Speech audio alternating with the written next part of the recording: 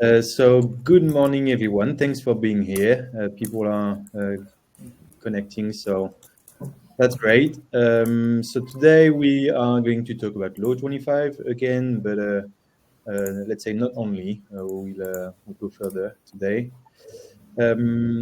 So to introduce myself to those that don't know me yet, so Jean-Baptiste, JB. I'm responsible here at Didomi for Quebec and Canada, and I'm here with Camille and Louis. So I will let you introduce yourself, Camille, if you want to start.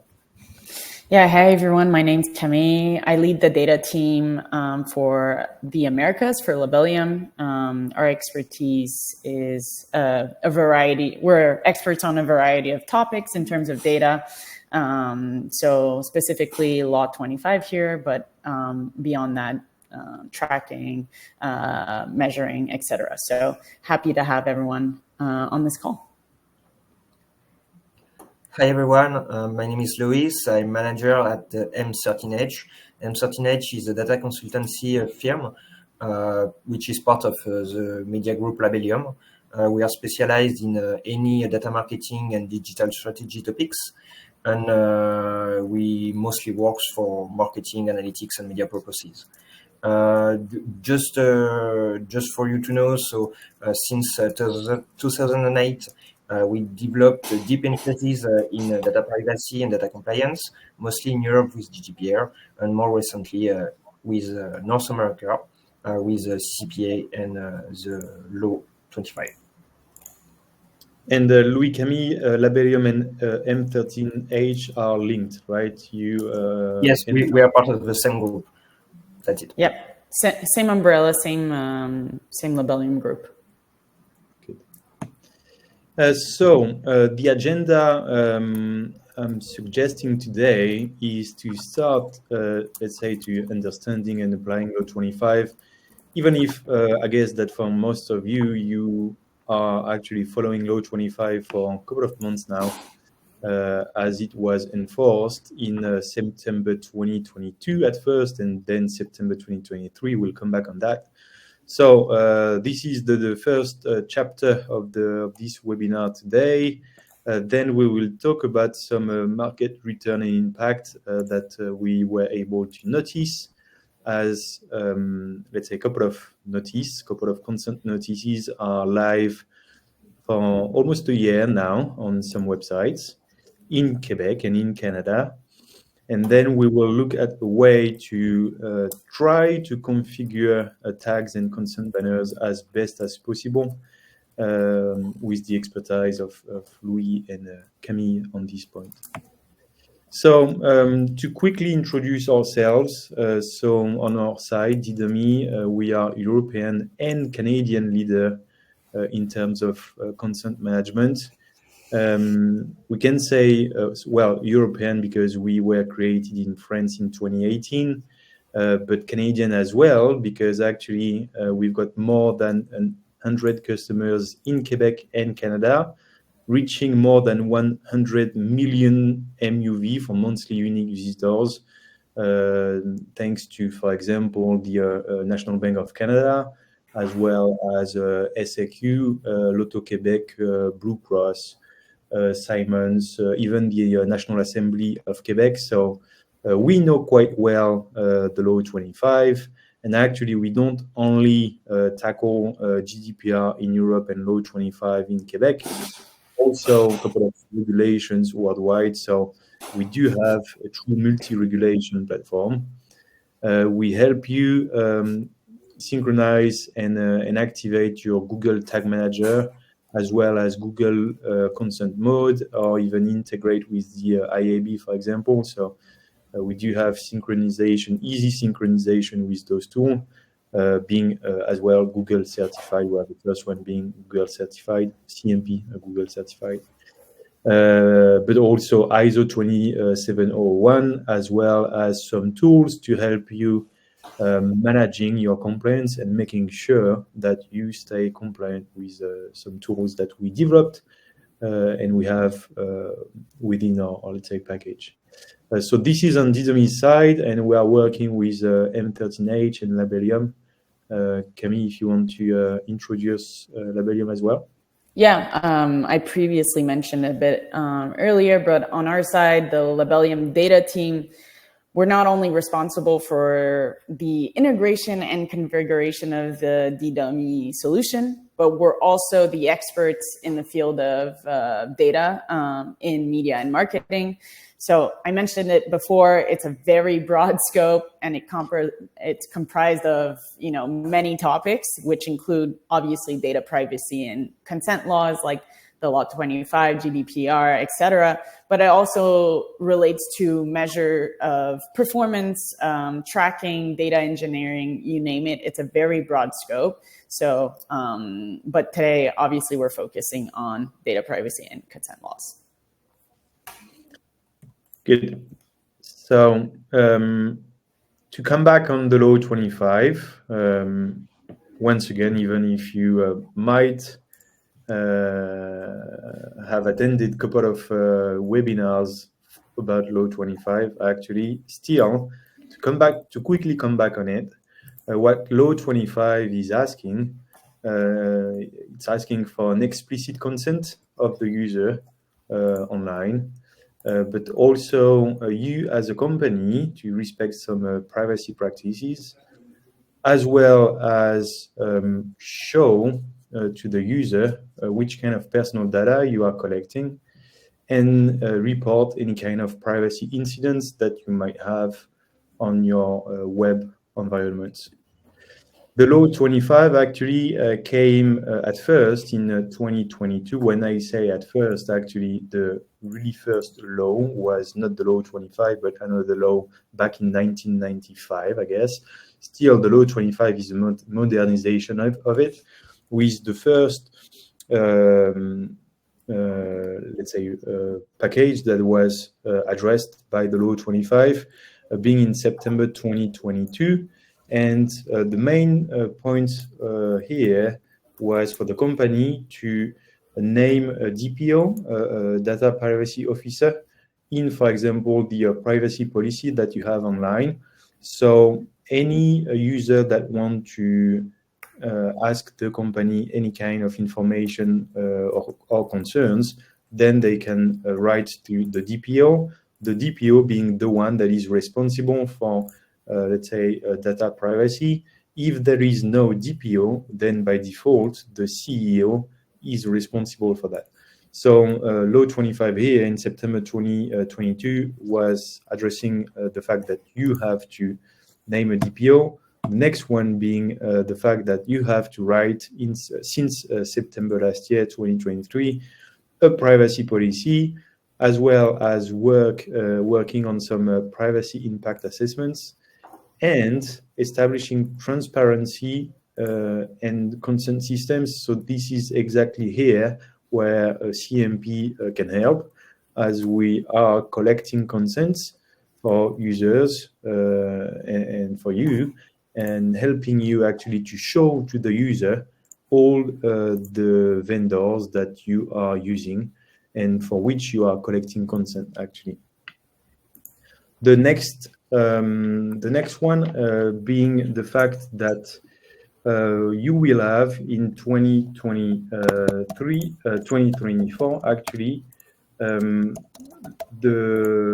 you will have to ask people, you will have to allow people to ask for portability. By portability, we say, for example, the fact that I want my data to move from your system to another one.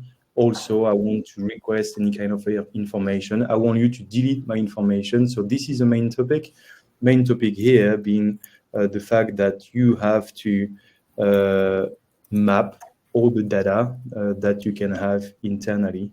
So the user, whenever he's asking, you can delete the data that is concerning this individual. So once again, two main points here: the fact that you have to be completely transparent, showing why you are collecting consent, as well as, of course, collecting consent as Law 25 is quite similar to GDPR. that is actually the opposite of what the US are doing. So it means that the law 25 is opt-out by default. So as long as users don't say, yes, I give you my consent, it's like a no. We'll come back on that later with Louis and Camille. But still, before firing any tags, you need to collect consent from users. The risk, if you are not compliant with law 25, can be some penalties, some fees. So it can be up to 10 million Canadian dollars, or even $25 million if it's like a fine, and up to 2 or even 4% of the company's total sale. So huge fines. The CAI, the Commission d'accès à l'information, the local authority in Quebec, well, it is kind of known that they will start in a couple of months to give the first non-compliance information. So they will say either privately or even publicly that some companies are not compliant. Then those companies will have to be compliant in the following 6 months. Then, if they are still not compliant, they will have some penalties. So even if they have no penalties, but still if they have some non-compliant information, it can definitely have an impact on the brand. This is exactly what companies want to avoid, what you would like to avoid. So actually 40% of consumers said that they will definitely switch from one company to the other one if they are realizing that the company by itself is not compliant. In Quebec, everyone has in mind what a really well-known bank has done. So I guess you want to avoid this. So it means that instead of push back the day where you want to be compliant and follow the law 25, you should definitely start as soon as possible to be compliant with law 25. So you will definitely better embrace, let's say, this privacy law. It means that the faster you are compliant, the stronger you will be, the stronger against your competition, because they might, on their side, not be that compliant. So you would benefit from being more compliant than they are. So we did some, let's say, research on what our customers did in Quebec as well as in Europe. So we are able to give you some return and impact on the law 25. So the first question I was having, actually, before the law 25 and the CMP, the Consent Management Platform part last year in September 2023, was, okay, before law 25, we do have 100% of our user data. Once we implement a CMP, what's going to be this percentage? So I was trying to guess, actually, how much could be this percentage. So I was most of the time saying that it would be around 75 to 85% of the data they would still see, with people saying yes, and might lose the view on 10 to 20 to even more percentage of their data. Actually, in March 2024, what we saw is that the consent rate on average is about 80% in Quebec, which is a great consent rate, let's say. Still, we have to nuance that by the fact that the first law 25, let's say, was not really clear about the number of click people, the companies have to use on their CMP to allow a user to say no. So what some companies did is actually having the I refuse button into the second layer instead of the first one. So it definitely helps having a better consent rate. So actually the CIA came back to this specifically in November last year, 2023, saying that the number of click to refuse should be the same than to accept, which is 1 click. So following this new guideline, we sent an email to all of our Canadian customers saying, okay, you need to change. You need to add the second button to allow users to deny, to refuse giving their consent. So not all companies have followed those new guidelines. Still, some are doing that. So you have to keep in mind that those 80% of consent rate might, let's say, show the fact that some companies still have only one I accept button on their main first layer. What is interesting as well is to compare Quebec and Canada to other countries. So we can see here that people from different countries are having different opinions on CMPs. French people are always complaining. So as you can see here, they are willing to refuse more than other countries. In Belgium, for example, consent rate is higher. In Germany, it is quite an average. So with 80%, we can say that Canada is in the average. Still, you see no countries with 100% consent rate. It means that since Law 25, you definitely have to keep in mind that you won't be able anymore to have access to 100% of your data, as you will have the bounce rate that won't give a positive consent rate, and you won't have 100% of the people saying yes. Some will say no. So you will lose the view on this data. But it's not a big deal, let's say, as you have to deal with that. And Camille and Louis will share some insights about this.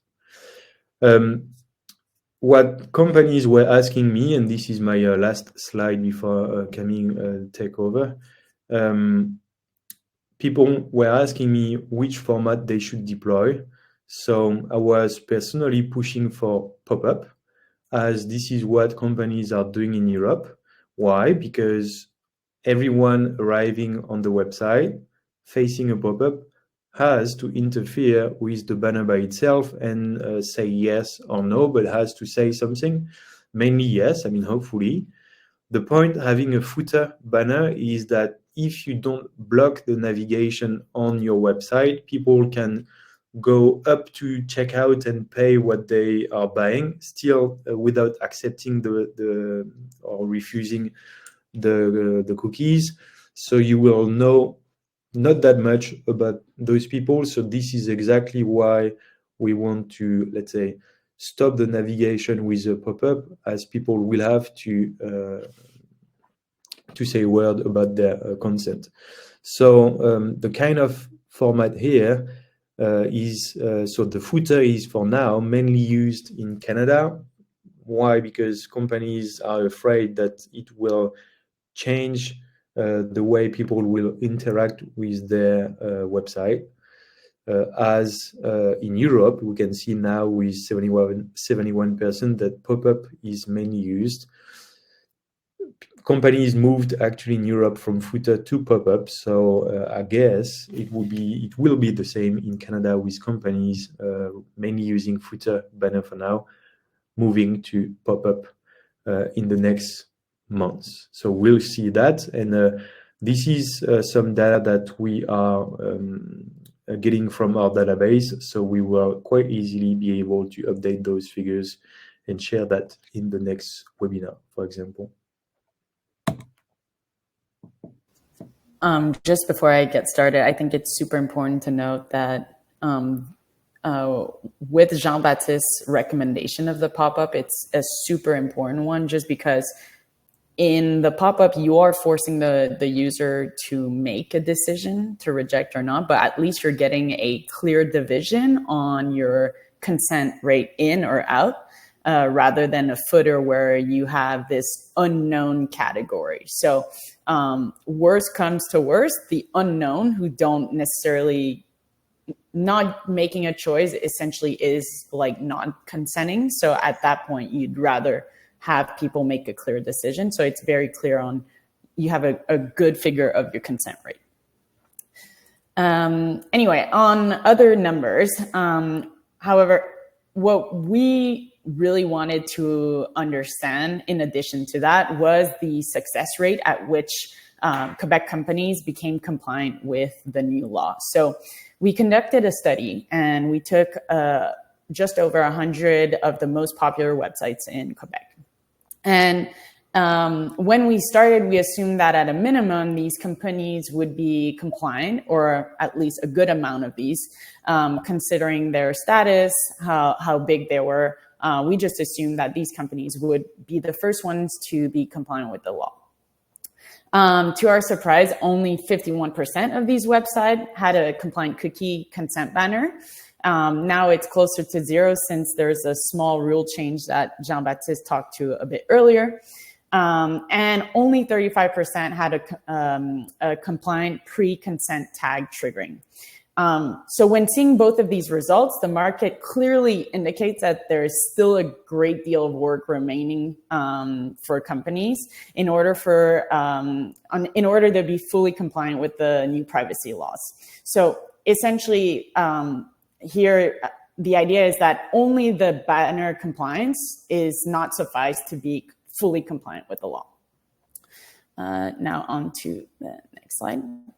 Okay, so many of our clients, many of the people within our agency, the question that is most asked is, what is the impact of Law 25 on my measure of performance? So essentially there's three big impacts. So without consent, firstly, the law stops companies from being able to track visitor activity on their website, which will impact your data in your analytics tool. So essentially, you'll lose any of your tracking data. Your year-over-year analysis will see discrepancies because you'll have volumes of data that are changing. And you'll see an impact on your conversion attribution.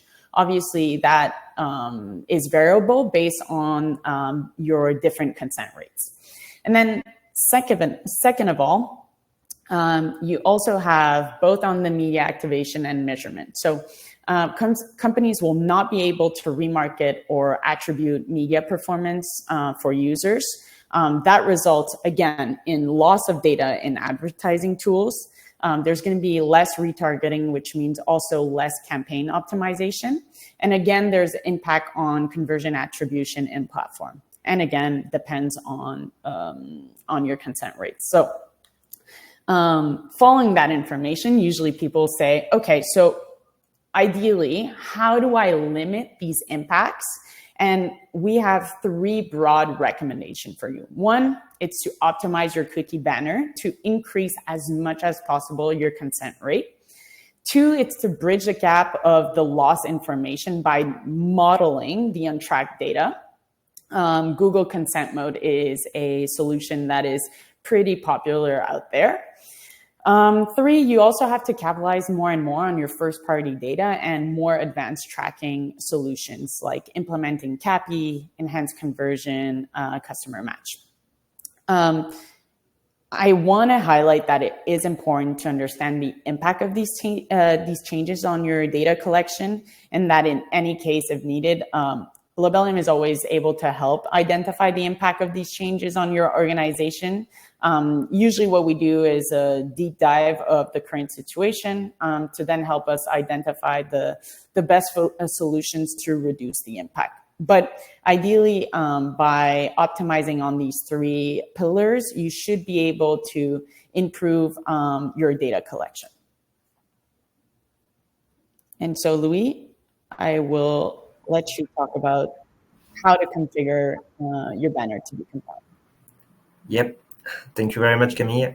Let's deep dive a bit more on operational tasks. So what you should do to be compliant with Law 25. As Camille said just before, compliance with Law 25 does not just mean putting up a consent banner. In fact, there are some different kind of steps that you must respect to comply with the law. The first one is, of course, to set up a consent banner, for instance, the CMP, which is proposed by Didomi. But it's not the only thing that you have to do, and we'll see a bit more just after. So this first step, setting a consent banner, will allow you to respect some kind of the information that Jean-Baptiste just said before.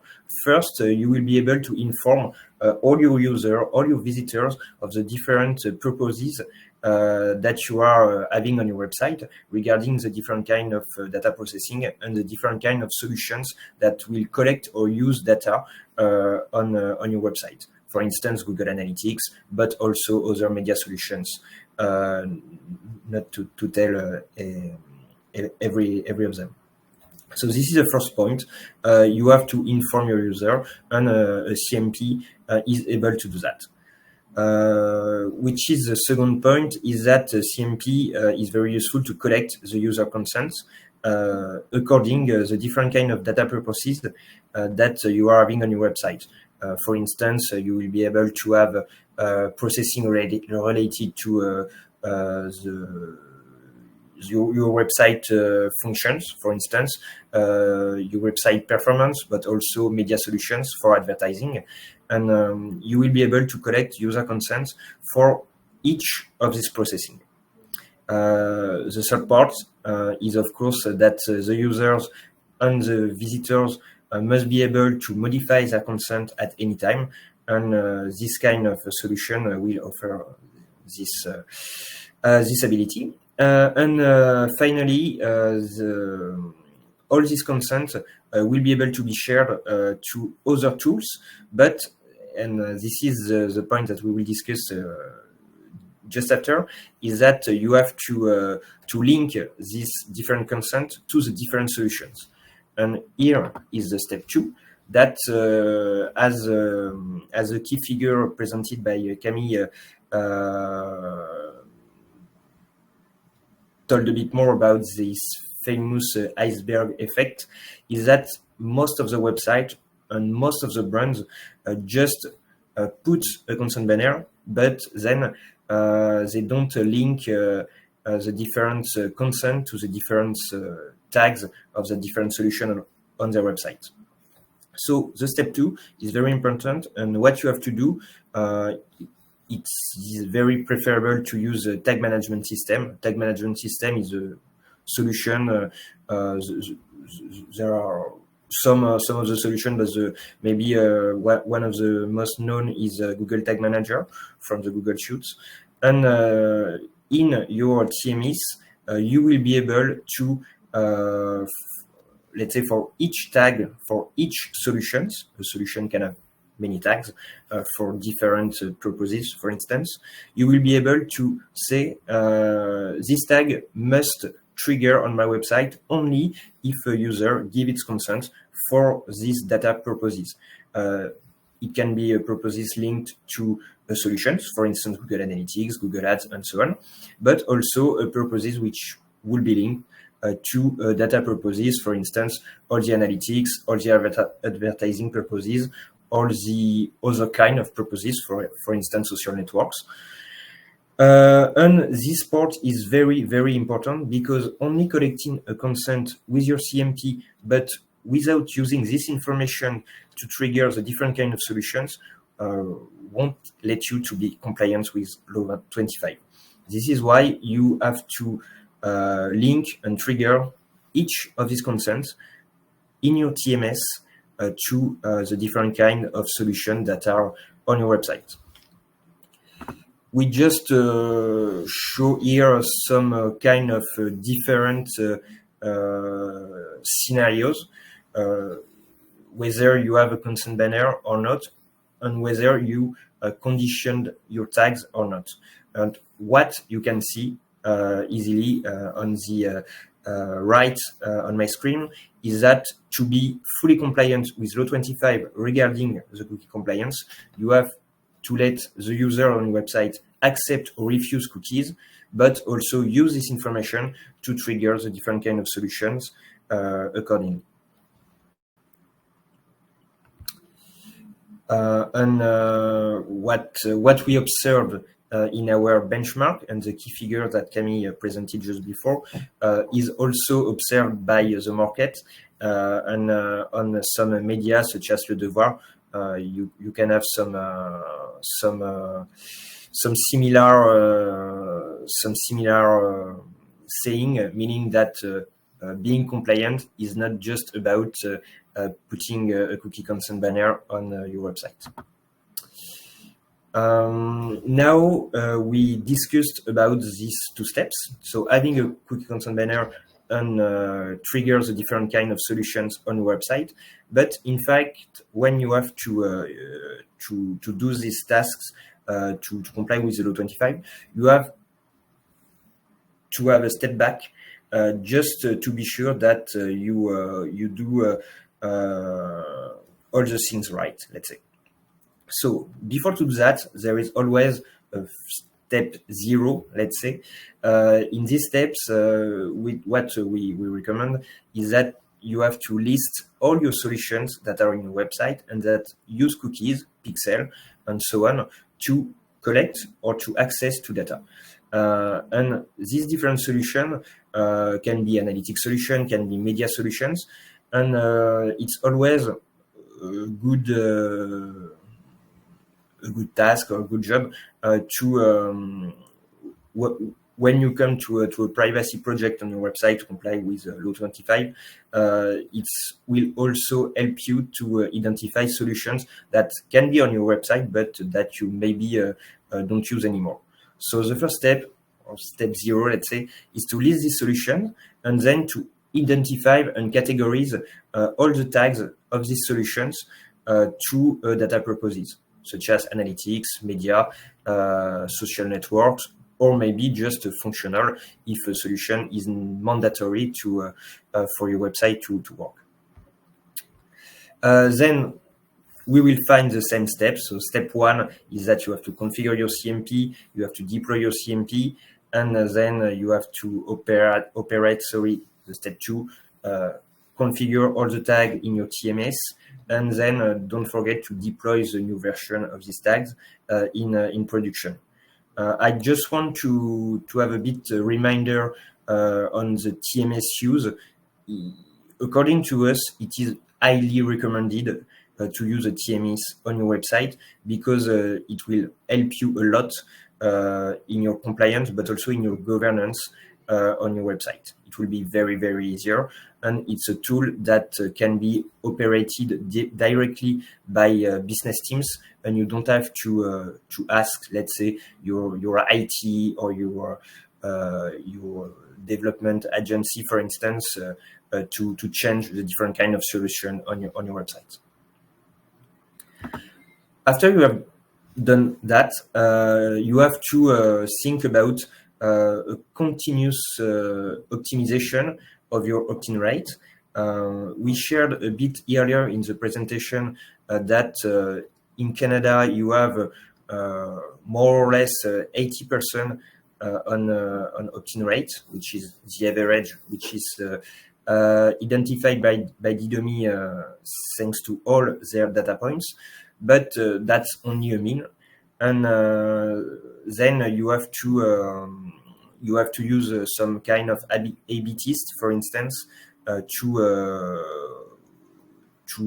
success in optimizing the performance of your cookie banner, which will help you a lot to collect more data in your analytics tools, but also in your media tools, and so more data that you will be able to use to optimize your media bidding, but also to measure the performance of your media campaign. So it can be done through A/B test. It can also be done by observing the best practices that, for instance, in Europe, most of the different websites and actors use for now many months or years. I mean, for instance, what Jean-Baptiste presented just before between the pop-in banner versus the footer banner. It can be some kind of tricks that can be used or that can be A/B tested, for instance, by your brands. So there are some good practices, but also some ABTs to find your best consent rate. But what you have to keep in mind is that you won't never see again a 100% consent rate. This is the first point. But also a second point is that depending on the activity sectors in which your company operates, but also depending your brand image, you will maybe not be able to have a consent rate that will be, for instance, higher. I mean by this point that what we observed in that most of luxury actors, for instance, they have a very high consent rate, which can be 80%, for instance. And then some kind of actors such as B2B or banking or insurance, they will have a lower consent rate, but it only depends on the activity sector. Jean-Baptiste? Yeah, thanks a lot, Louis. 2 points on this. The first one, when Louis is mentioning some A/B tests. So you've got here 2 possibilities. Let's say one official one using some A/B testing tool. The difficulty here is that for you to start using an A/B test tool, you need to collect consent at first. It means that actually the first banner will be the A format, and then the B format will be 12 months later when you will recollect consent for this specific user, which makes the A/B test super long, like 12 months just for one and the second format. So the way we help our customers actually facing this A/B test is to do something, let's say, a little bit more manual, where companies are typically deploying one kind of format for 2 weeks, and then another one for 2 weeks, and another one for 2 weeks. So after 6 weeks, they will be able to notice which format actually performs the best. So this is exactly what you can have here in step 3 by continuously optimize your banner. It means that even if you have your banner live, still you can work on that and try to improve your consent rate. You can even, let's say, push further. Some of our customers here in France, you can, instead of having the I refuse button, you can have the continue without agreeing button. And there is no specific mention about where this button has to be. So some of our customers are actually playing the game of moving the continue without agreeing button every week, every month. So they, by doing that, decrease the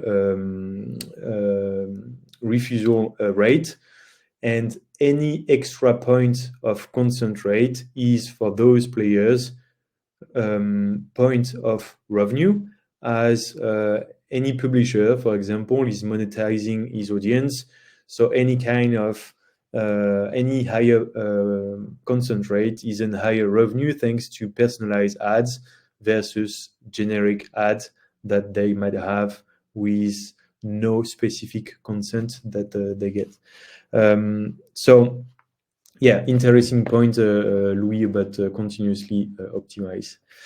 I don't know if Camille, you want to add something here, or if we move to the Q&A. Up to you. Tell me. No, I think we can. That was pretty well explained. I thought there was a 1 or 2 slides left, but yeah, we can move to the Q&A if needed. I think there's an unanswered question, so we can start with that and see if people have other questions on it. Sure.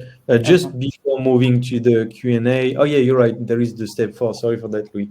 Just before the step 4 by Louis, I would like to add the fact that indeed the role of a CMP, any kind of CMP, Didomi of course, but any kind of CMP is to load and be shown at first, and then your website behind loads as well. So the CMP says to GTM, Google Tag Manager, for example, okay, you wait for the user to say yes or no. And once the user says yes or no, the CMP says to GTM, okay, go, you can fire all the tags, or no go, you can fire only the essential tags, as the consent for those essential tags are implicit. It means that the user is always saying yes.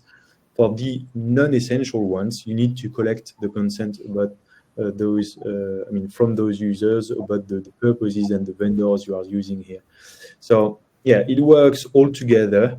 The goal here is to have the CMP and GTM and eventually Google Consent Mode that are well set up. So everything is working well, and you will have the most data about people saying yes, and even, let's say, modeling data from Google Consent Mode for people that are not saying yes. Jean-Baptiste, I just want to add something before Louis finishes off. One of the questions, and it's related to that topic, one of the questions we got in the French webinar was, can you do all of this without a CMP? And obviously the answer is no. The idea behind a CMP as well, with the new regulation as of September this year, is you have to be able to provide once someone consents and gives their consent, what Didomi does is records that information in their database. So as of September, if anyone asks you to give an example of your records, it needs to be easily provided. So that CMP is imperative for anyone to be able to do that. And the consent is available for 12 months. It means that every 12 months for this specific user, we will show again the CMP to recollect the consent, and we will, as Camille just said, give the proof of each of these consent from this user. It also means that in the meantime, if the user wants to change his mind and change his consent, he can click to have the CMP reappearing and change his consent. So we will keep a proof of this consent change as well. And actually, if a user or a local authority is asking for an audit or for a proof of consent, you have to be able to give any proof of consent up to 5 years. So we are storing this information for you, helping you managing this proof of consent. Still, this is key to be compliant to Law 25, indeed. Louis, you can go with step 4 now. All right, guys. So just to finish, in fact, yes, there is a last step, but this one is a bit kind of transversal because you have just to be sure that when on your website you comply with Law 25, when you decide to add a new media partner, for instance, and I know that you may have some on your website, just remind that you also have to categorize it, that you have to list it and set up it in your CMP, but also when you have to add the different kind of media tags, for instance, in GTM or in your TMS, you have also to link the kind of consent to be sure that you trigger this kind of new media solution only if the user consents. That's some kind of point that you may sometimes forget when adding a new solution, and that may cause that you won't be anymore compliance with Law 25. So just don't forget about that. And if I may, once again, the main purpose of Law 25 is to, let's say, force companies to look at all the trackers they have live on their website. So at first, they take a look and they might delete the cookies that they are not using anymore. But then the Law 25 is also here to to make sure that those companies stay compliant, and all the trackers they will use in the following weeks and years will go through the same process of CMP and GTM to make sure that tomorrow, if a user is arriving on your website, as long as he didn't say yes, so it's like a no, so no non-essential trackers will drop. So that's a main point to stay compliant alongside your journey with data privacy. Indeed. Okay, so we've got 15 minutes left. This is exactly the timing we had in mind to answer some of your questions. So you do have, we do have some question in the chat at first. So question from Sam, and I think it can go to you, Camille. Tell me, so do you think that Bill 25 inhibits the ability for companies selling complex products and services to successfully target potential clients and leads, as major SEM platforms are discouraged from investing in keeping their technology compliant and effective when there is less of a burden to do so in the US? Do you want to take this question, Camille, or not? Yeah, I'm still trying to digest the long-winded question here. But okay, the ability for companies to successfully target clients. I can start answering if you want, Camille. Yeah, go for it.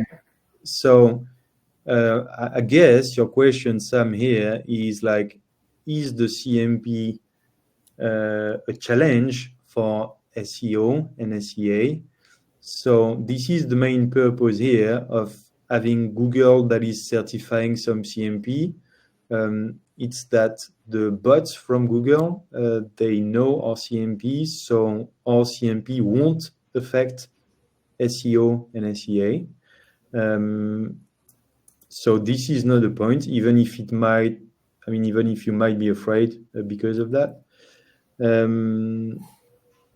And what else could I say? I see that you are typing, so you might change your questions.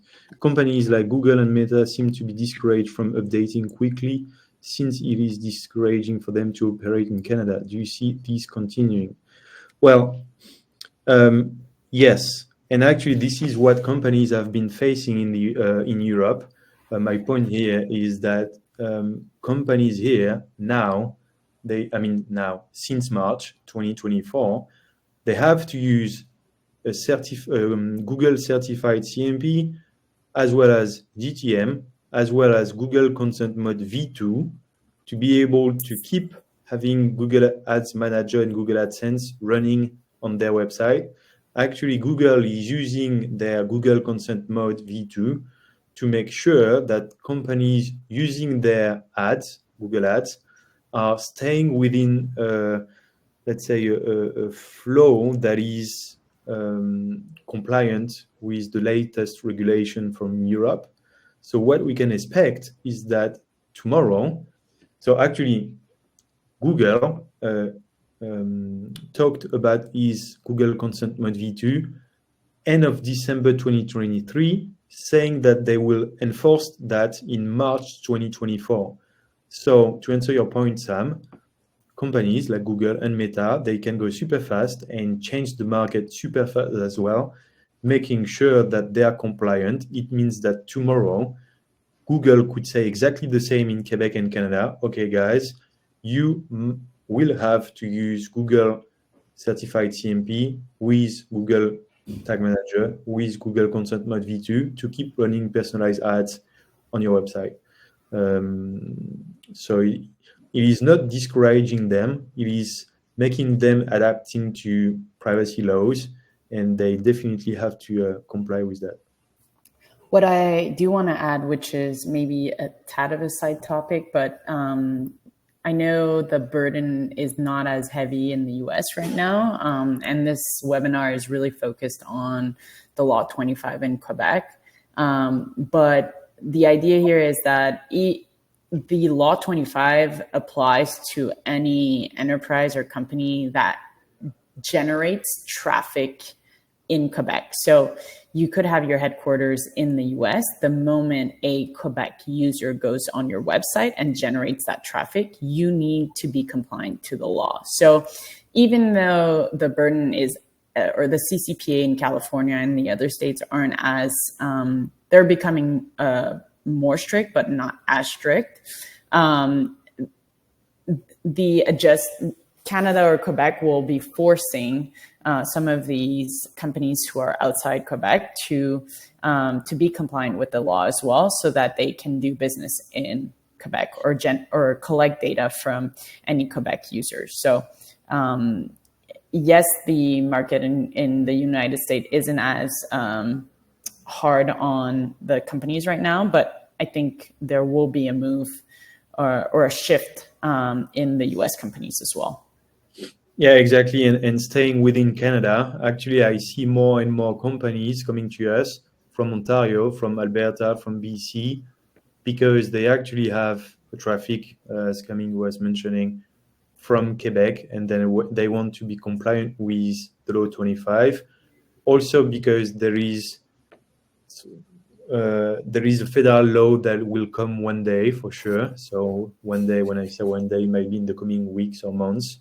So actually being compliant with law 25 is a step that anyway companies will have to face one day with the federal law. So it is the perfect example of taking the advantage of being compliant before others. So your answer to this data privacy challenge, let's say, will be definitely better when you will have 6 months behind you than just facing it right away.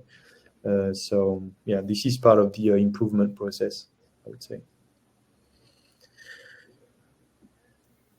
Another question from Emmeline.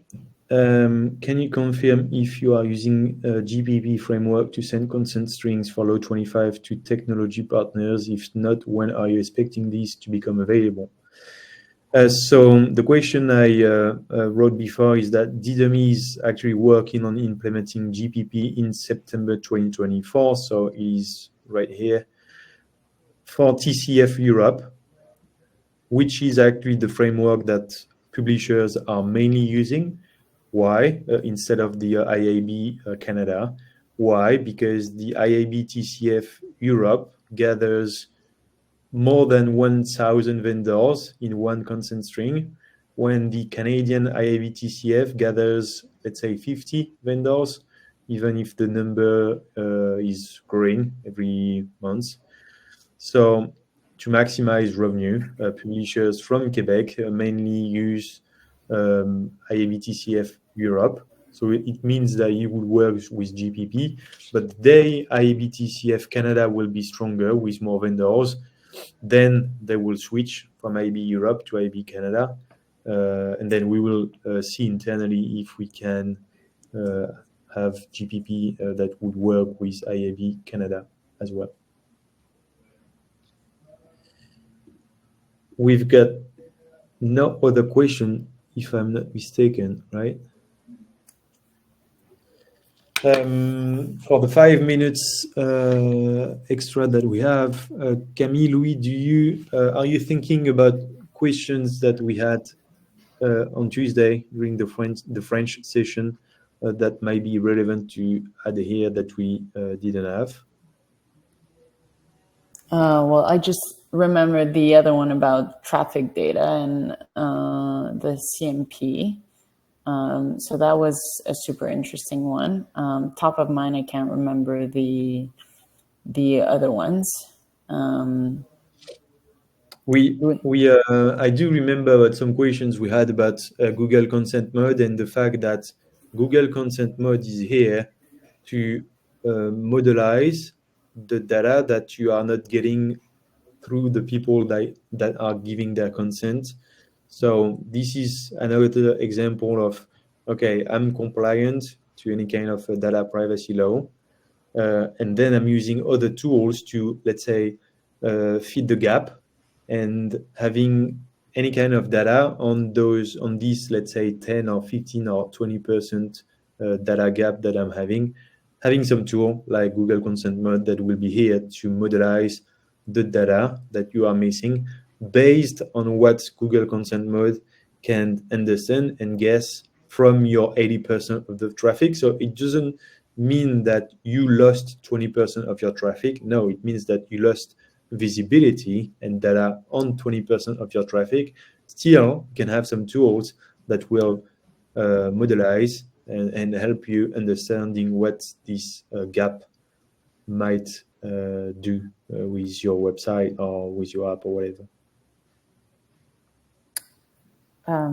Jean-Baptiste, I know we were shared a few questions here. If you want to narrate through some of these, there's only a few minutes left, but I think one of the questions that had been asked was, and I don't know if it was Louis or yourself that had answered, but what impact will Law 25 on consent will have for the circulation of PR between companies?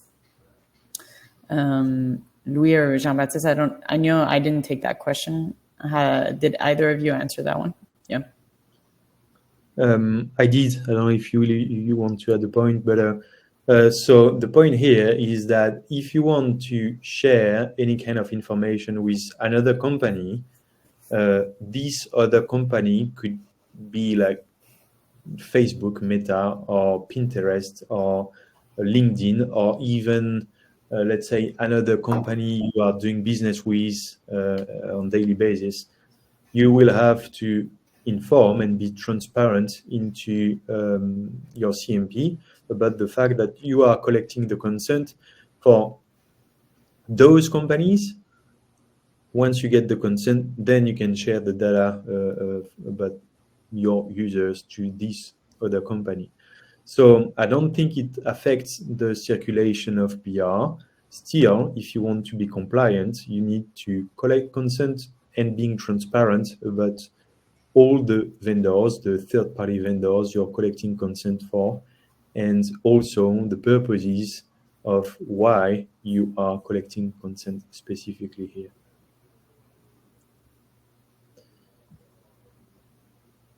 Okay. Louis, Camille, any last point before we close this webinar right on time? No, that covers it. Thanks everyone for being here. Louis, all good? Yeah. No, all good. Great. Well, so thanks everyone for being here. If you have any kind of question, even if it was kind of slow in the chat, but this is great sometimes as well, not having too many questions in a live session, feel free to ask Louis or Camille or myself, and we'll be happy to help and answer your points. Thank you, everyone. Have a great end of the week, and let's talk soon, hopefully. Thanks, everyone. Thank you. Bye. Bye.